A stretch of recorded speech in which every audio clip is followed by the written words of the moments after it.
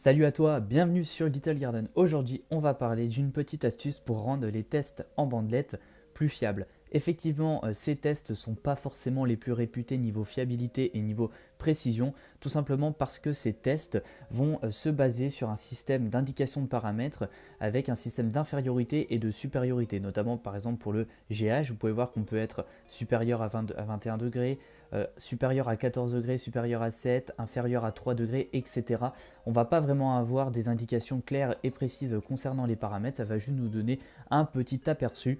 Les tests en bandelette, je les conseille pour les personnes qui ont un petit budget, en sachant que les paramètres de votre eau, c'est quand même assez important. Donc tôt ou tard, il vous faudra investir dans notamment par exemple une mallette de chez JBL de test. Je vous ferai bientôt la présentation de cette dernière, bientôt, d'ici quelques jours.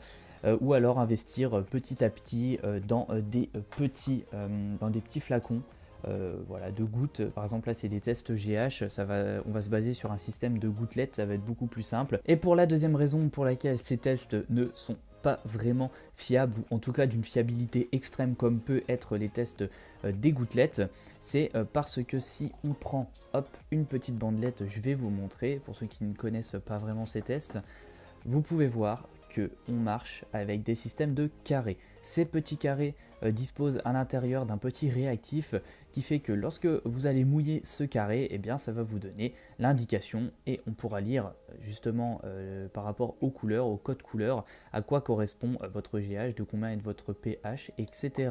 Et donc ces petits réactifs sont situés dans chacun de ces petits carrés. Et comme vous pouvez le voir, le gros problème, c'est que ces carrés sont très serrés. Et donc le but de cette vidéo va être de vous donner une petite astuce pour améliorer la fiabilité de ces tests.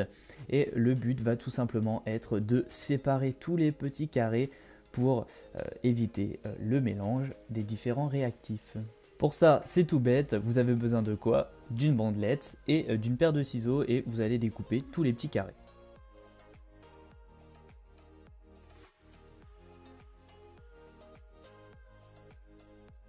Voilà, une fois que c'est fait, faites bien attention à ne pas avoir mélangé tous les petits carrés, notamment pour le GH, c'est les mêmes couleurs, donc faites bien attention. Utilisez les petits espaces, notamment ici pour les nitrites et pour le dernier carré du GH, etc. Parce que par exemple, pour le GH, à la limite, c'est pas encore trop grave, la dureté de l'eau, c'est important. C'est pas mortel pour les poissons sauf à un pic extrêmement élevé. Par contre pour vos nitrites et vos nitrates, si vous mélangez les deux, là ça peut être problématique parce que si vous avez un petit peu de nitrate c'est pas grave, si vous n'avez pas du tout de nitrite c'est très bien, tandis que si vous avez des nitrites et pas de nitrate, là c'est un peu inquiétant. On fait bien attention à ne pas avoir inversé en tout cas les deux, hein. Je rappelle que le premier, celui qui doit être en haut, est les nitrate. Une fois que c'est fait, vous allez pouvoir déposer délicatement une petite goutte de votre eau sur chacun des carrés, attendre une petite minute et ensuite vous allez pouvoir regarder le résultat.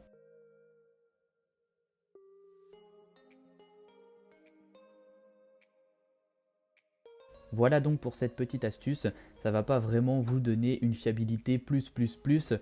Ça reste des tests en bandelette, ça reste très approximatif, mais ça peut vraiment vous permettre d'améliorer votre lecture pour éviter de vous donner des couleurs totalement aberrantes et que vous ayez du mal à interpréter les résultats. Rien ne vaut quand même des bons petits tests en gouttelettes, mais franchement de temps en temps pour les tests on va dire mineurs, j'utilise des bandelettes, j'utilise cette petite astuce et ça me permet d'être un peu plus sûr des résultats. Dites-moi ce que vous en pensez et moi je vous dis à une prochaine vidéo sur Little Garden. Salut!